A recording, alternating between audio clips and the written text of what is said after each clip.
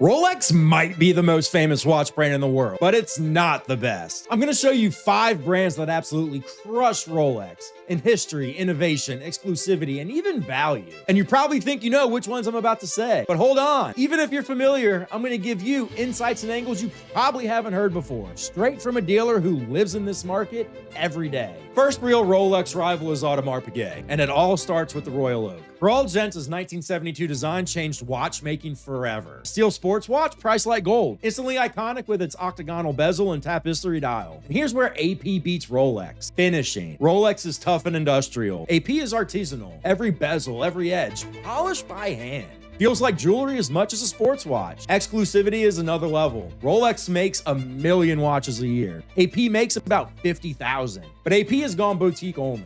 You don't just walk in and buy. You need relationships, presence, and often celebrity status. That's why for 99% of buyers, the secondary market is the AP market. A Royal Oak Jumbo retails around $35K, but trades between $65 and $90K. Offshores and code 1159s, some sit under retail. And service, slower, pricier, and way more complex than Rolex. The bottom line, Rolex is mainstream luxury. AP is insider luxury, pushed even higher by celebrity demand from Jay-Z to LeBron. And if you're not a VIP, your only shot is the secondary market. If AP is hype-driven, Patek Philippe is the generational rival. Rolex signals success. Patek signals legacy. That ad line, "You never actually own a Patek," says it all. The Nautilus and Aquanaut are grail-level sports watches, competing with the Submariner, GMT, and Daytona. But Patek goes further. Perpetual calendars, minute repeaters, world timers. Rolex doesn't even play in that arena. In exclusivity, Rolex makes over 1 million watches. Patek makes around 70,000. And most aren't sports model. Their dress pieces are complications that go to loyal collectors. Market reality, retail is fantasy. The Nautilus 5811 lists around 35 to 40K, but trades between 80,000 and 120,000. 5711 hit $150,000 plus at peak and then corrected, showing Patek is more volatile than Rolex. But volatility is part of the allure. Patek is higher risk, higher reward, and auction records prove it. The most expensive watches ever sold are almost always Pateks. That's legacy Rolex just can't touch. Now Omega, and this is the rival that matches Rolex on heritage and innovation. The Speedmaster went to the moon. The Seamaster is James Bond's watch. Had the Aquaterra, and Omega plays across every category Rolex does. Where Omega crushes Rolex's tech. They pioneered the coaxial escapement. Their master chronometer calibers resist magnetism up to 15,000 Gauss. The Rolex Milgauss doesn't come close. They're the official Olympic timekeeper. Rolex can't compete with those bragging rights. In the buying side, Omegas are accessible. Walk into a boutique today and leave with a Speedmaster. Pre-owned?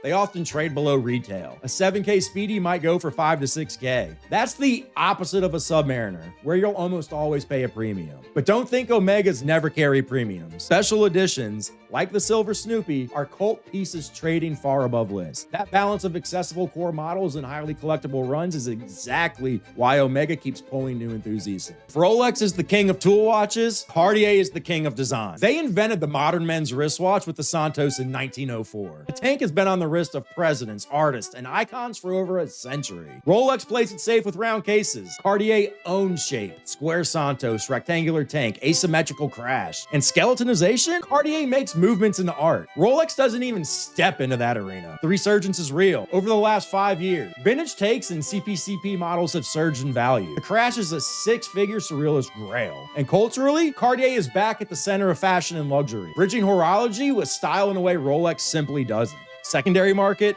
tanks and Santos can be had near retail.